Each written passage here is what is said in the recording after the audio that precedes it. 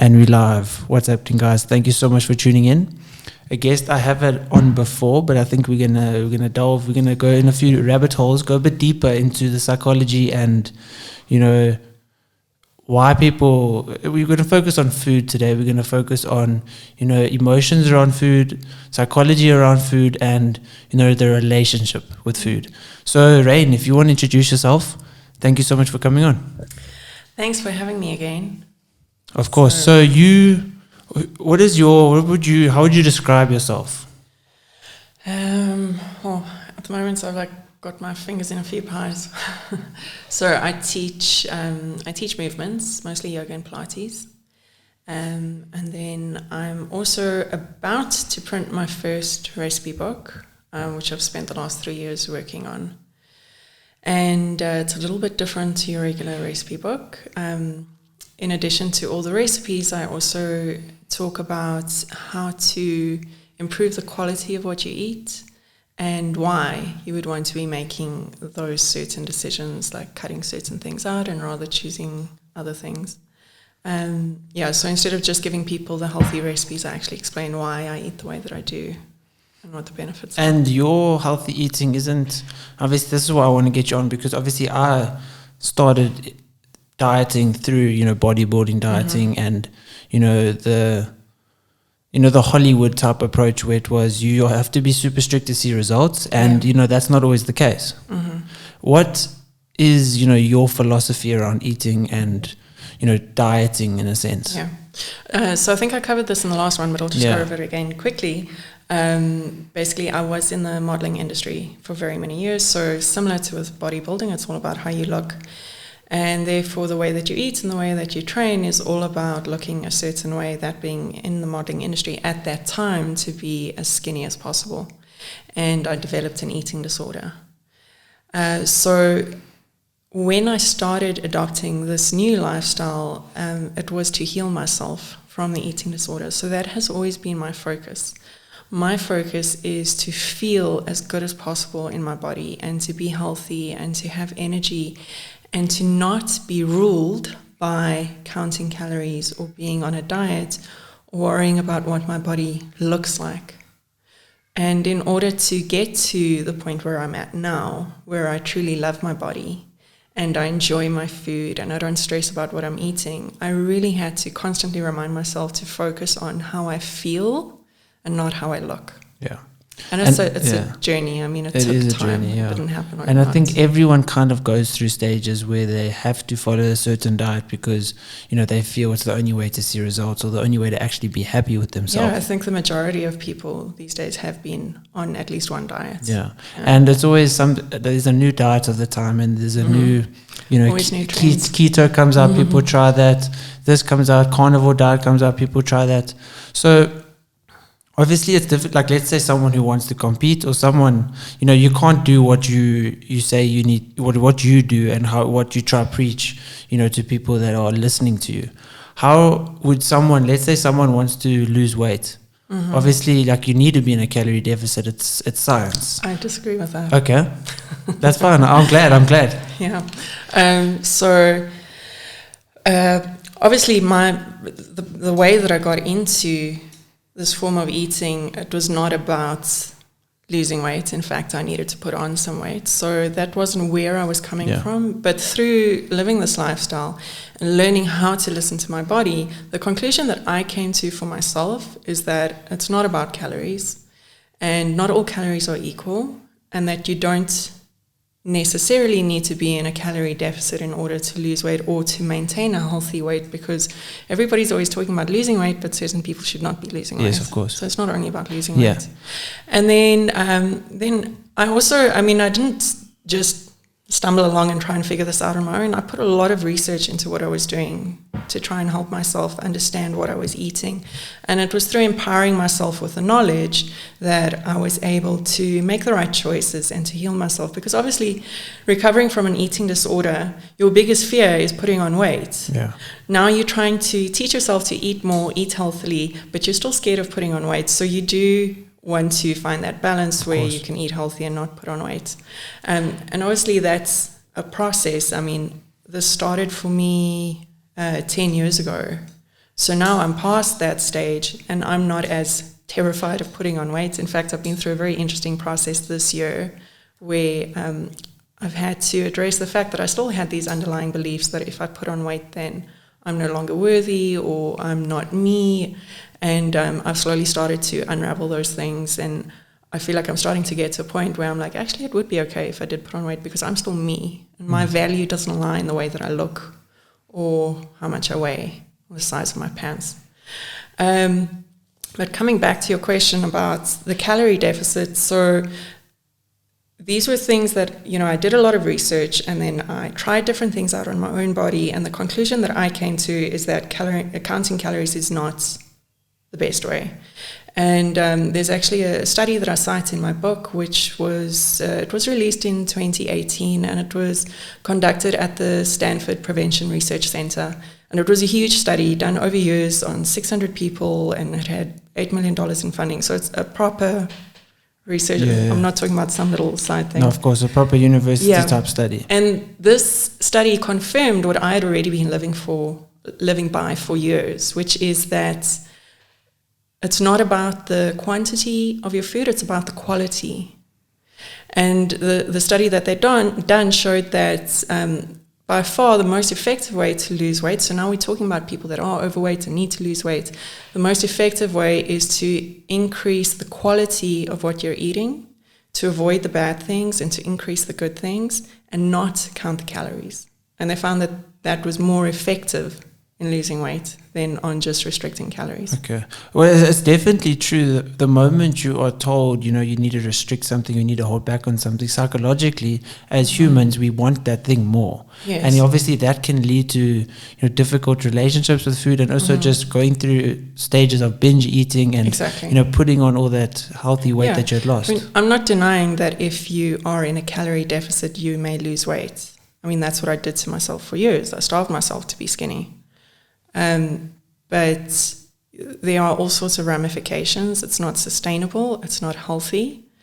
And there are also instances where you put somebody on a calorie deficit and they don't lose weight because there are other underlying issues. There's hormonal problems that they might be facing. And also, I saw a post that you put up, I think it might even be yesterday or the day before, where you're saying, actually, don't commend someone on their weight loss. If you see someone looking maybe slimmer, don't say well done, without obviously if you know 100% of the facts, there's nothing wrong with telling someone they look better, I believe, obviously. But if you don't know all the facts and you don't actually know what they've gone through, they could have hormonal problems, they could have an eating disorder, so you don't actually know. Yeah, you can lose weight from shock, grief. You could have an eating disorder, you could have cancer. Some people don't want to lose weight. So actually when you tell them, you're looking so skinny, it's an insult. There's a million and one reasons. Everybody's so different. Our bodies are different, and you don't know what a person's going through. And for me, what this boils down to ultimately, this whole conversation, whether you're talking about, okay, let's do a diet, or no, let's focus on healthy eating, or let's do it this way, let's do it that way. It's sort of circumventing the elephant in the room, which is the fact that in our society we place so much emphasis on what somebody looks like, and we judge our own worth and somebody else's worth by how they look. Are you in shape? Do you train? Are you looking after yourself? And we tend to dismiss that, if somebody's not in shape, then they're lazy, or they're a slob, or they don't care about themselves. But we don't know that person's story or what's going on there. And your worth and your value as a human being is not dependent on your body. It's not dependent on what you look like.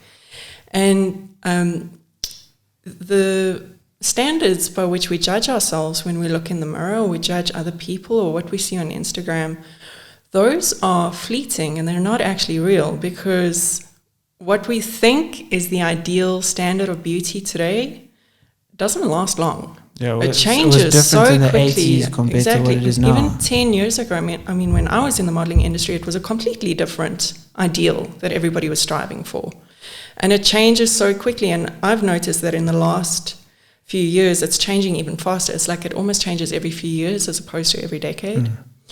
So are we really going to spend our lives judging ourselves on the current ideal standard of beauty, which is going to change in a couple of years? So what does that mean? That according to my natural body shape, I'll be happy with the way that I look for 5 or 10 years of my life. And then for the other decades of my life, I must be beating myself up because I don't look like this or I don't look like that, and try to push myself into this mold. And I was on retreat, not last weekend, but the weekend before. And one of the things that really came through to me so strongly is that the constructs that we as society have placed on ourselves of what beauty is so restrictive, and it's so narrow, and it really strips us of our true beauty as humans. And it's really sad to me that so many people are still spending so much of their time and their energy and their focus just focusing on what they look like and how to change their bodies or change their face or look a different way, look a certain way, when you could be channeling that energy into doing good things, serving humanity, contributing to society, making this a better world, working on yourself, healing your wounds. You know, this obsession with focusing on how you look is really just it's a plaster for whatever is going on inside of you. So we all have our own wounds and stuff that we need to heal from our childhoods, from relationships, from traumas. And there are so many different ways to hide from those things, like drugs, alcohol, sex addiction, blah, blah, blah. But I would really say that one of the major ones today is obsessing over how you look and trying to exert control over yourself and your life by controlling your body. Yeah. What like some people like myself, I know, the more structured my diet is, and the more routine it is, the more discipline it gives me in other places in life. Mm-hmm. So there's people that, having routine, waking up every morning knowing this and this and this needs to be done, and this and this and this and this is going to get me to an end goal. Sometimes that can benefit people psychologically a lot just by following a strict, rigid diet. And, the satisfaction you can get from seeing yourself look better because you knew obviously it's subjective what looks better, but for you yourself, if you're happy to have, lost a certain amount of weight because you are structured and you're following a structured diet and it's giving you discipline and it's, moving over into the rest of your life and helping you in business, helping you with your friends, helping you. So that for some people, maybe a structured diet could be beneficial. Yeah, I mean, I recognize the fact that for some people that works, and, maybe there's somebody that has serious health issues and is very overweight and they don't know how to listen to their bodies and how to eat healthily. And maybe they need to be on a structured plan to help them to get there. So I do recognize that. But for me, what it boils down to is the psychology behind it and why you're doing what you're doing. If you're eating a specific way every day because, as you say, it helps you to structure your day, it frees up mind space for you to focus on your business, to me that sounds good. But if you're taking up mind space by obsessing over sticking to your diet, that's not healthy. Of course. I think it's the whole narrative as well. It's exactly. The whole, what drives you. Is it, are you doing it to look better and, get more recognition from people? Or is it because you truly as a person want to look better and you feel obviously for you would want to do certain things to look better? And sometimes for some people following a structured diet is the only way to go, because like myself, if I give myself free rein, obviously I haven't had enough experience in, basically eating for my body and, just having the freedom of saying, if I want this today, if I want that today, don't have this, don't have that. Whereas if I have a structured diet and I know I'm eating clean, it kind of just psychologically helps me and it motivates me to train harder because I enjoy training. Let's say I had to compete, I'm competing to do well and improve on what I looked like last time. I've never done a show. And I think there's a lot of people like this. They've never done shows to try and, be better than other people. I mean, when I initially started, it was, I'm bored. I want to push myself in a certain way. I want to push myself to certain limits. And at the time I was like, I watched the show, I'm like, this looks cool, to see how these people have been so disciplined, because that's something I appreciate, is discipline. So obviously there is unhealthy aspects to it. There's a vast variety of unhealthy aspects towards competing, of course, no one can deny the fact that competing in general is unhealthy. Yeah. But it was, motivating me. It helped me it helped me be more positive. It helped me be more happy. It helped me be more confident. And obviously, it's healthy foods that you're eating. It's not, competing, and it's not a structured diet. It's the healthy foods that make you feel more positive, and it's, fueling your body correctly. Obviously, being super and too strict obviously can have its drawbacks. But for me, it was at the time of my life, and also even now, I enjoy following a strict diet. But the moment I, kind of get obsessed by it, and as you say, it takes over headspace, then you kind of have to reassess, and you kind of have to look, why am I actually doing this? Yeah, I think that actually brings me to the next point that I wanted to make, is you really need to ask yourself, why are you doing what you're doing? Why do you want to look better, quote unquote, or look a certain way? Is it because you want to be healthier and you want to have more energy and you want to be able to enjoy your life? Or is it because you are lacking in self-love and you feel that your worth is determined by how you look?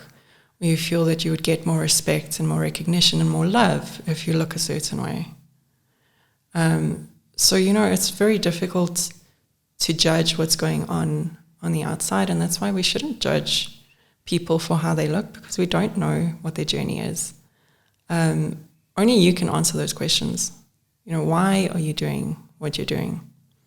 And for me, with all of the things that I've been through, I've had quite an interesting journey, and ultimately I've now finally come to a place where I'm truly happy, and I can truly say that I love myself, I love my body, I'm happy with my life, and so I choose to live my life from a space of love for myself and for others. And for me, everything boils down to that. So, if you're on an incredibly restrictive diet and you're really training very hard every day, and I talk from personal experience, like I used to train incredibly hard every day and I loved it. It made me feel good and it made me feel happy. And maybe that was appropriate for me at that time in my life, but where I'm at the moment, I can very quickly feel when I'm overtraining. And I've learned how to listen to my body. And to me, it's an act of self-love when I go, okay, this is enough. Like today I need to rest. I'm not going to train today. Instead of the little voice in my head saying, oh, no, you got to train, otherwise you're going to get fat. What if you're not training for the food and everything? You're training because you enjoy the feeling of, afterwards. Yeah, well, that's what I do now. I don't train to shape my body into a certain way or to lose weight. I train because I love movement. I mean, it's my career, and I'm very passionate about movement. But there's a huge difference between training because you love moving your body and you appreciate the beauty of the body, not the aesthetic beauty of the body, the beauty in the way the body moves and the way it works and all the organs work together and how everything is perfectly structured.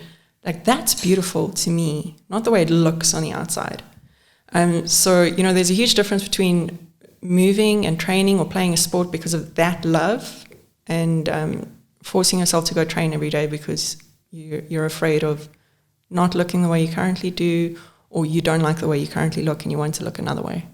Do you think it's wrong, though, to appreciate, let's say sculpting your body, to, working out certain muscles, to improve certain things, to make your body look better? Maybe you aren't doing it for society, but maybe you are, Is it wrong to want to mold and sculpt your body? In your opinion, obviously, because everyone's opinions. It's an interesting question because obviously I've been there in the past myself, and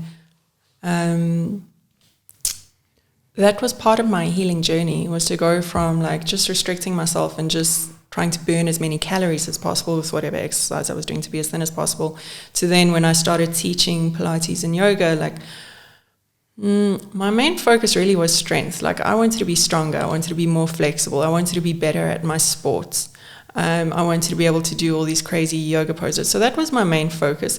But I also enjoyed the benefits of like, oh, my butt looks better because I've been doing these exercises, or like, oh, my arms are looking nice because I'm doing so much yoga, or whatever it is.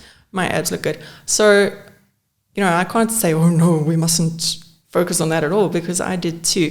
But that was one phase of my healing journey, and it had to at some point transition into understanding that, okay, yes, it's cool to have a good, strong, healthy, and good-looking body, but can you separate who you are from how you look?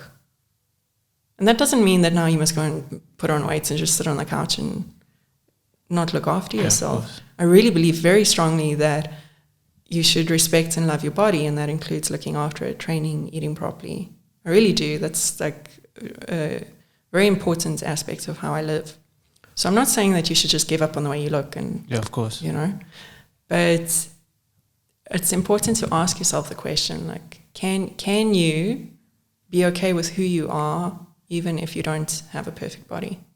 It's the motive behind what you do and how you do it. It's the motive behind, are you competing because you get, satisfaction from this? But I mean, you might be actually getting satisfaction from doing something else. You might be getting satisfaction from maybe training a little bit less and maybe eating differently. So it's all very subjective to the person. And I mean, no one truly knows what works for their body and their psychology, because there's so many different things that could work and can't work. And society's views are changing, and it's very difficult, especially I think now for maybe younger girls, because females do experience the psychological weight, the stigma around, you need to look like this, you need to look like that, because for males it's kind of easier. Men get away with it a bit easier if they are maybe slightly overweight, or if they maybe are this and that. Yeah, I mean, I think that's really the main issue, is that as a society we're placing so much emphasis on what somebody looks like, that young children are growing up thinking that is the most important thing.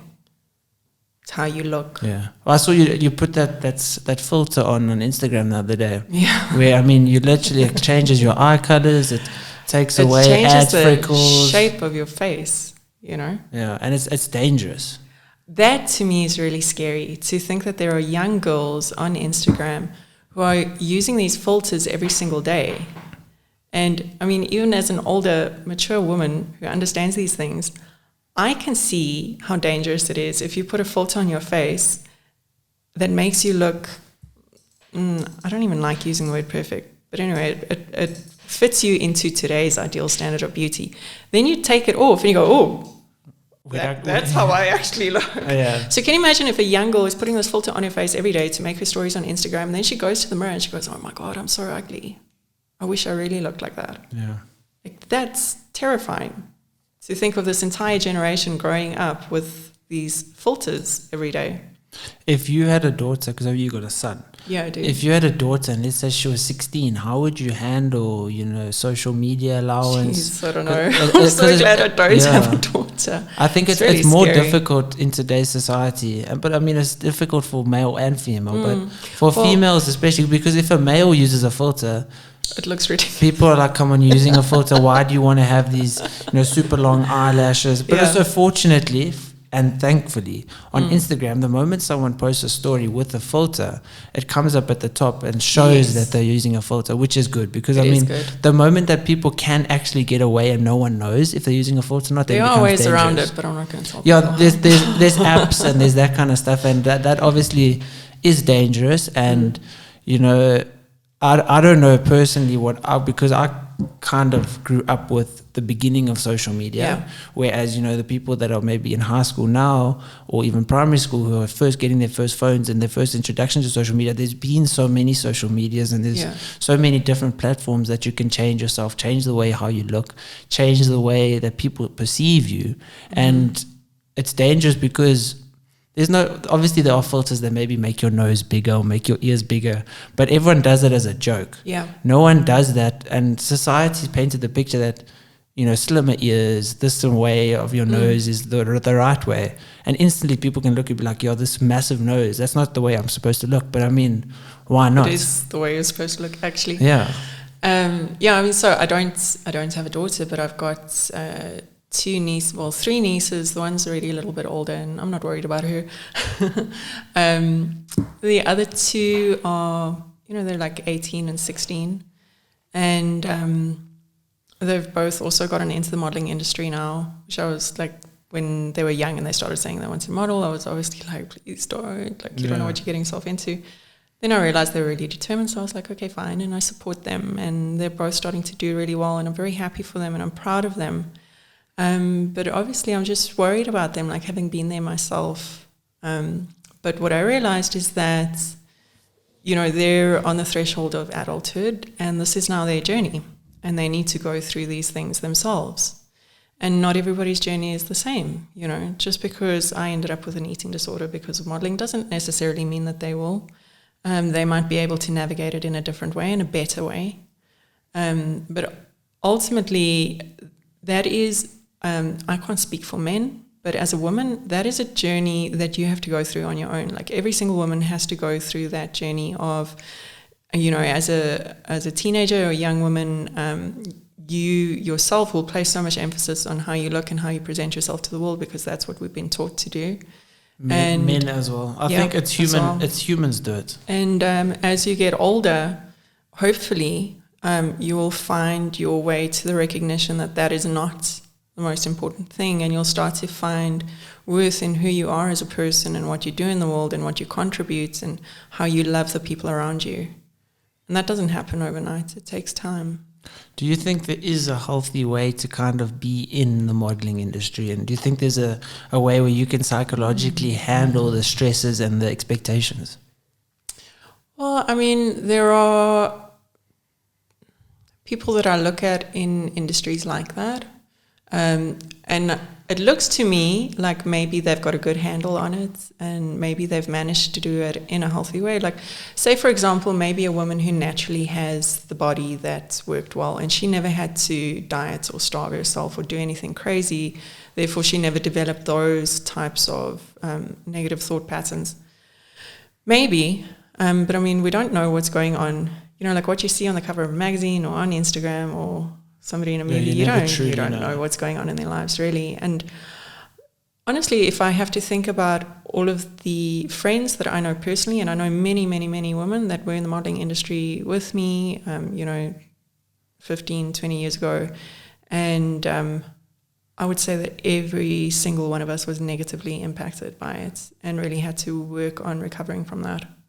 Or haven't worked on it. Yeah, some have, some haven't. Yeah. And it's unfortunate that some people just their entire lives are obviously plagued with this negative association with food and their body. Yeah. And it's difficult. And how would you say, because obviously, would you define the way you eat as intuitive eating, or how exactly would you, so let's say, because obviously people think intuitive eating is just, I feel like a cake, I'm going to have cake. Or I feel like a donut, I'm going to have donut. How do you structure your intuitive eating? So for me, so often you say to people, you need to listen to your body. And like, oh, well, my body wants McDonald's today. No. Your mind and your cravings. Your mind wants McDonald's. So it's a process of learning how to listen to your body and recognizing, okay, I'm craving McDonald's today. Is it because my body needs something? Like maybe today my body needs meat, or maybe today my body needs high-fat food, salt, or is it an emotional need that I'm trying to fill? Like, what's going on in my head? Am I stressed? Am I feeling depressed? I think that might be the biggest one. Am I running away from a problem and I'm trying to fill it with food? Because I know for the majority of people, and for me personally, an eating disorder is about running away from your problems. Those, it's a method to stuff down your feelings and ignore how you're feeling. And I think a lot of people, most of us, do that with food. We all do that, really, honestly. Yeah, you're having a bad day and like, I'm going to have a chocolate. And that's okay. You know, we're human. Carry on. I'm just going to put that camera back on. Okay. You can carry on chatting. All right. So for me, the intuitive eating is, number one, you need to be able to discern between, is this an emotional need or a physical need? Number two, you then need to be able to learn what the physical needs of your body are. So you need to educate yourself on what your body needs, what is healthy, what is not. And that process can take very long. A lot of people don't know how to listen to their bodies. And that's where also using training or modalities like yoga and Pilates that really bring you in touch with your body, that helps you to then learn how to listen to your body's needs as well. And then I would say the third step is going beyond all of that and being able to, which is what I've been experimenting with on myself lately, is I feel like cake today. Okay, not the healthy cake that I make, just plain old, I swear. Yeah. Plain old fucking cake with sugar and wheats and all the bad stuff. Restaurant cake. The bad stuff. And can I eat it? And can I enjoy it? And can I feel okay afterwards? Or am I going to beat myself up about it? I think that if you can, like if, for example, you've had an eating disorder or you have unhealthy patterns or behaviors or associations with food, it's this whole process. And if you can right at the end get to the point where you eat healthy and you look after your body and you're happy with your body, but if you feel like having something, you can have it and it doesn't negatively impact your emotions or make you feel physically ill afterwards, that's like full circle. You've really healed yourself from it. So I'm not talking about like just going out and eating whatever you want all the time. I'm just saying, you know, like we all, I think everybody that's listening knows what I'm talking about. When you want that something and you go, no, I mustn't have that. No, that'll be bad. It's not good for me, or it's going to interrupt my diet, or maybe I'll put on weight. Or what happens if you just eat it and just enjoy it and then forget about it and carry on with your healthy eating? Yeah, the moment something isn't taboo, it might just not actually be on your mind anymore, you know. The moment you can't have a cake, you're always thinking about a cake. The moment you be like, if I want a cake today, I have a cake. If I want a donut, I have a donut. And then it's not going to be on your mind, and it's not going to be plaguing, you know, the cravings, and it's not going to be on your mind all the time. But also, if I'm thinking about Hollywood now, you're talking about, you know, modeling and everything. If you look at Hollywood, you know, like, let's say you're Jonah Hill or you're, you know, Jack Black, the short, fat, funny guy. Fat Amy. Exactly. And unfortunately, society's also, and Hollywood kind of like, no, you stay unhealthy-ish, you know. You stay like that because the moment you stay like that, you don't fit the role anymore. I mean, look at Adele. Like, she lost so much weight, and then everybody's commenting on it as though they have a right to comment on her body. Like, you don't know what she's going through, why she's doing it. Maybe she got a diagnosis from the doctor that, you know, she's going down a really bad path and she needs to do something that woke her up and she got healthy and lost weight. We don't know why. Now people are making an assumption that of whatever, you know, she just wanted to be thin all of a sudden, or whatever people are saying. Like, it's the fact that there was such an uproar about it and so many articles and everybody commenting on it and it went viral on Instagram, that speaks to the systemic problem in society, that we are so obsessed with how we look and how other people look and how celebrities look. Really. But it should be incidental. On the other side of the coin, though, it's unfair to, or it isn't, I guess it's not unfair because it's the, you know, it's what they choose. But if you look at, you know, as I was saying, Jack Black, Fat Amy, they are, you know, labeled as the fat funny people. And I mean, I know Jonah Hill lost a lot of weight because he was always told he needs to be fat. So it's difficult because, you know, in Hollywood though, it's difficult because you need to have a selection. You need to obviously market to the whole world. You need to market to skinny, fat, whatever. So once you are like labeled as a fat character, they kind of say, no, you stay fat. So it's not just... Whereas, the same thing is... It's as unhealthy. If you're the fit, like, really super sexy one, then that's what you must be. Exactly. And dare you ever put on 1 kilogram, you know? And I think that's also what's attractive. What has been labeled attractive and what, unfortunately, people aspire to, because... As humans, we like to look at something that we find attractive. And what we find attractive is what we've been conditioned to believe is attractive. Exactly. So we've been conditioned to believe that, you know, Henry Cavill as Superman is the ideal man with the ideal jaw. You know, like, there's my man crush. I won't deny I like Henry Cavill quite a bit. Did you see the smile on my face as you mentioned his name? I was visualizing. So I mean, that's what society has labeled attractive, but maybe it's because the vast majority finds it attractive, or maybe it's just because, people find maybe discipline attractive, and to look a certain way, you need to be more disciplined. But also, as you say, I mean, you've the healthiest you've ever been by not following a disciplined, strict diet, even though you do obviously eat healthily. Yeah. So, I mean, it's also, I think it's person dependent. Yeah, exactly. And I mean, that's my journey, and that's what I needed to go through, and that's... But you've also had a lot of women that have gone through the same journey, and you've helped them. And that's why I wrote my book and why I want to share my methodology, because I do believe that there are a lot of women that need this type of approach to food, and that it's really going to help them. And there are other people who maybe don't need this approach and it's not going to work for them, and that's fine. Yeah, I mean, there's different strokes for different oaks. Yeah. And I believe that a great majority of people in the fitness industry, almost, I'm not going to generalize and say everyone, but a lot of people in the fitness industry do it, maybe because they have, society does. And I mean, everybody likes to be told, like, well done, or you look great, or everyone likes confirmation, affirmation from other people. And that's a lot of what competing is. It's maybe it's underlying issues of you experience bullying in school, and now it's an easy way, because it's instant gratification. It's instant gratification, being able to be told you look good, you look great. And fortunately, as humans, our bodies do respond quite quickly to change, and our bodies respond quickly to being able to, if you eat less, your body responds quicker. So, getting that confirmation from other people of what is perceived as, hard work and dedication and well done, you've lost this weight, is addictive. Well, I think one of the ways that we can address that, all of us personally can make a difference with this in our own lives. And it's something that I've been trying to work on myself, because it's just so conditioned in us to compliment people on the way they look. I do it too. You tell a parent, like, oh, you look so good, or like, I like what you're wearing, or your hair looks nice, or, I mean, I have to catch myself sometimes, because I was really like, oh, but you lost weight. And then I'm like, am I going to say that's a good thing, or like, And the way that we can combat that in our own lives is to try to compliment our friends and our loved ones on something that has got nothing to do with the way that they look.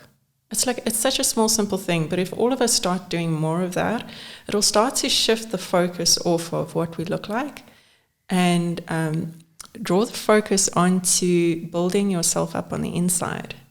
Everybody's putting so much effort into building their bodies. How much effort are you putting into building who you are as a person?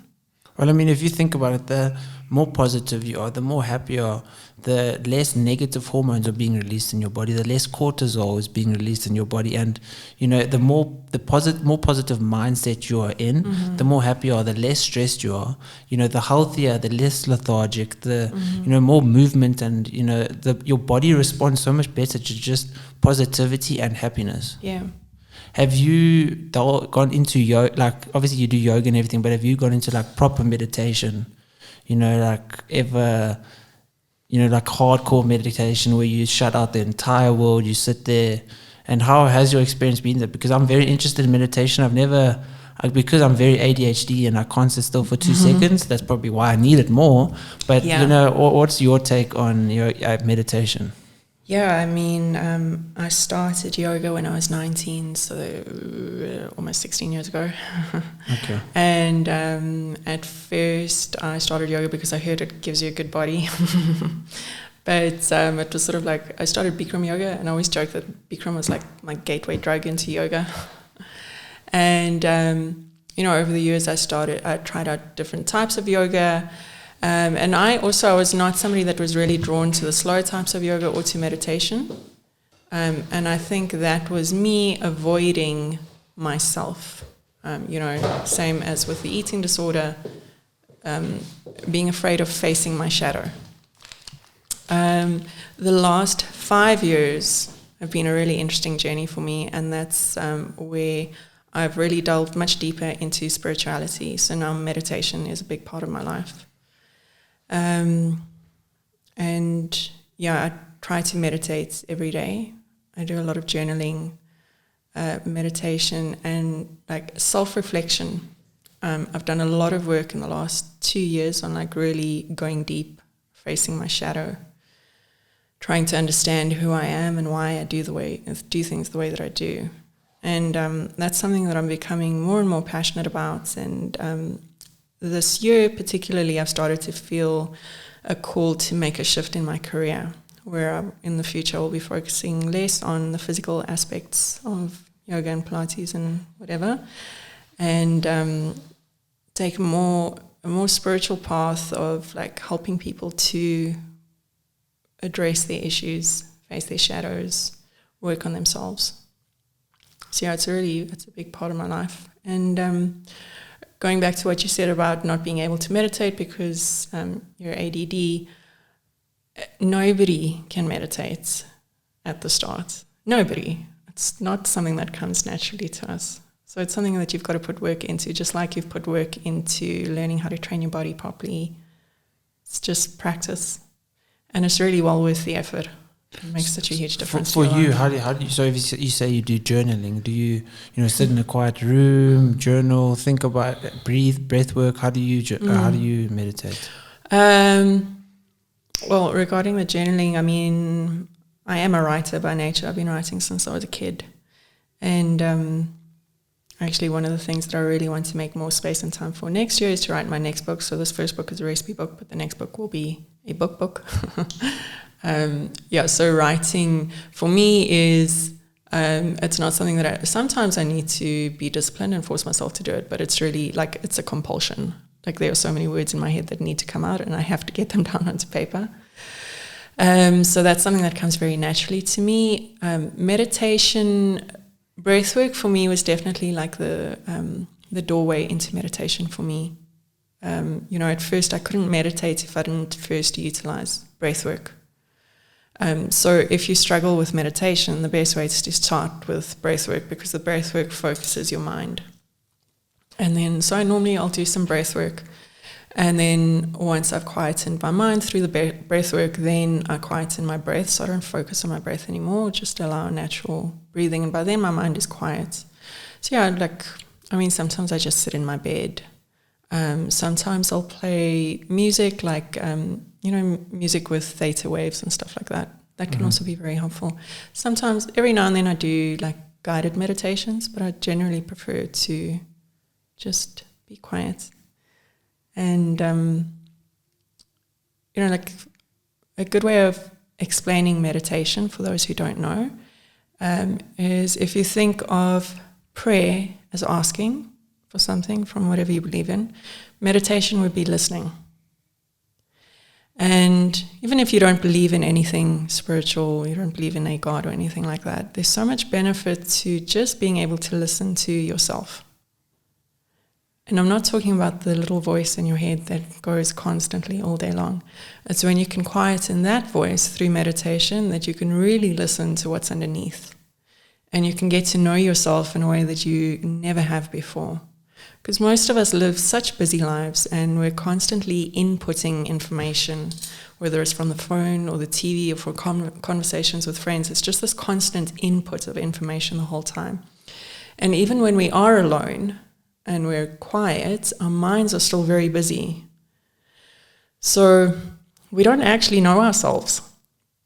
And it's only when you can quieten what we call in yoga the monkey mind. So that's that constant chat in your head. When you can quieten that, that's when the real you, the deeper stuff that's been hidden underneath, will start to come to the surface. But that's also, that's why most people don't enjoy being alone, is because the moment you're alone, you're actually in your own thoughts and you actually realize, very scary. You realize what issues you might have, you realize what might be bothering you, and that's also most of us go to great lengths to run away from being alone. Yeah, and that's just why people get into addiction, or people maybe try to escape through food, and it's that's also it's just looking at yourself and looking at your motives behind things. And I'm sure obviously yoga has greatly improved your, relationship with food. Yeah. So it's incredibly scary to actually be still with yourself and to look at all those underlying things. But taking the time and the effort to be with that discomfort and to face those fears and to work through it will bring you the greatest peace and happiness you've ever known in your life that nothing else will be able to give you. No achievement in your career, no matter how perfect your body is, how much money you make, how many people you have adoring you, whether you have you can't truly have a really healthy relationship if you haven't fixed yourself first. But, no matter how many people you have around you loving you, none of that is going to give you the same degree of peace and fulfillment and joy, like deep joy, not just surface happiness, deep joy. As if you do that work, you get to know yourself and you make peace with yourself. Well, you make peace with your shadow. Yeah. Well, they say happiness comes from within, and it's true. Yeah. It's truly intrinsically looking at yourself and seeing what makes you tick, what affects you. Why did I get so much road rage with that? It didn't bother me. Looking at yourself and truly understanding, why do I get affected by that? Why do I get affected by this? And it's really about integrating the parts of yourself that you've pushed away or hidden because somebody or society told you that was bad. So that's what shadow work is about. We have this idea in our minds that some aspects of ourselves are good and some are bad. And I don't want to be that way. So I'm just going to push it down and I'm going to hide it away.